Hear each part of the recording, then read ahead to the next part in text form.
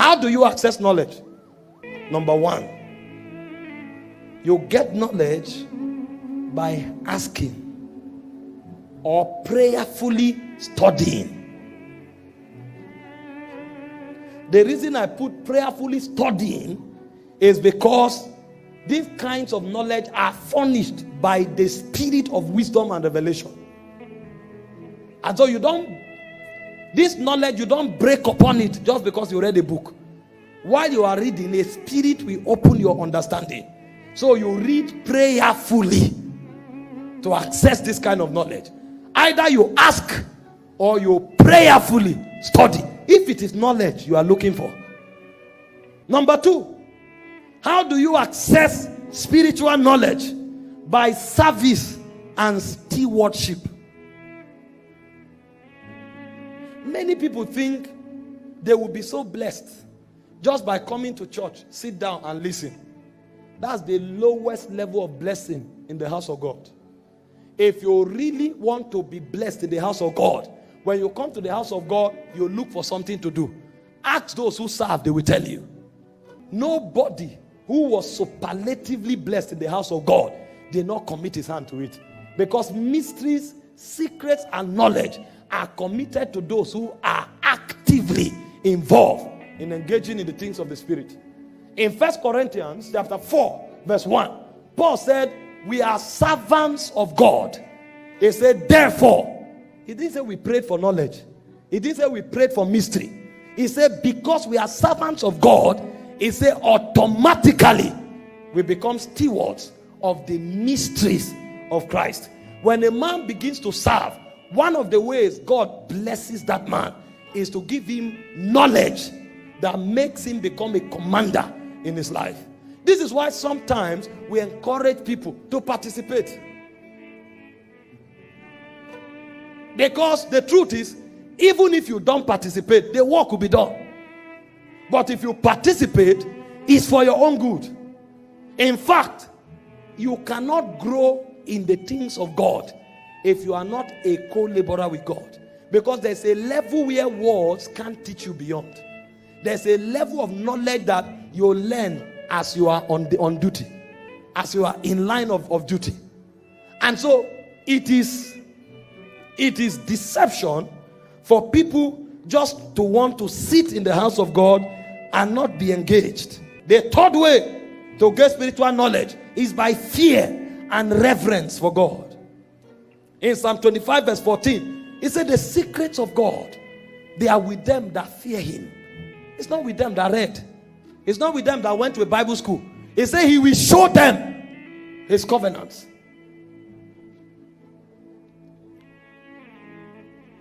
In Proverbs chapter 9 verse 10, he said the fear of the Lord is the beginning of wisdom. Job 28 verse 28, the fear of the Lord, this is knowledge. He said reverence for God is understanding. Meanwhile, when John went to heaven, he said in Revelation 5 from verse 1, when he was carried to heaven, he said the destiny of the human race was in contention.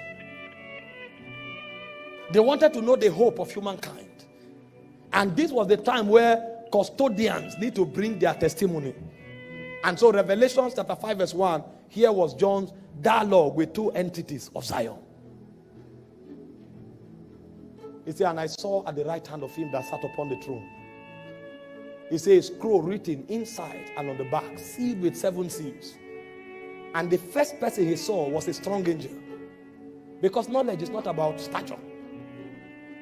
I saw a strong angel proclaiming with a loud voice. He said, who is worthy to open the book and to loose the seals? He said, no man was found worthy. That's the testimony of the angel. And John said, I wept much. But suddenly, he said, one of the elders showed up and said, weep not. That thing that the angel doesn't know is a past in the higher realms of Zion. He said, behold, the Lion of the tribe of Judah, the root of David, hath prevailed. The question now is, why would a strong angel not know something and another spirit in heaven knows it? It is when you study the reality of those spirits that you will discover two things were responsible. Number one is height. And number two is fear and reverence. These guys had 24 thrones. They don't sit on it. The Bible said they fall on their faces. They cast their crown and they say, holy is the Lord.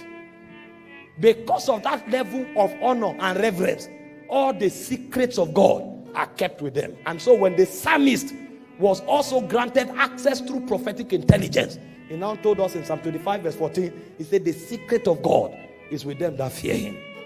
So when you want to gain access to spiritual knowledge, your heart must tremble at God's presence. If you think God is somebody who can be casual around, then you are not ready for the hallowed matters of the kingdom. And God himself will resist you, because he said, don't cast holy things to swine. He said they will trample it underfoot. They don't know the value. And so the extent to which you revere God is the extent to which God can commit hallowed realities to you. So the third way to accessing spiritual knowledge is by fear. Fear for God. The fourth way to access spiritual knowledge is by humility, meekness, and brokenness. In Psalm 25 verse 9, he said, the meek shall he teach knowledge and judgment. God doesn't teach everybody. It is the meek that he teaches. A man who is meek is a man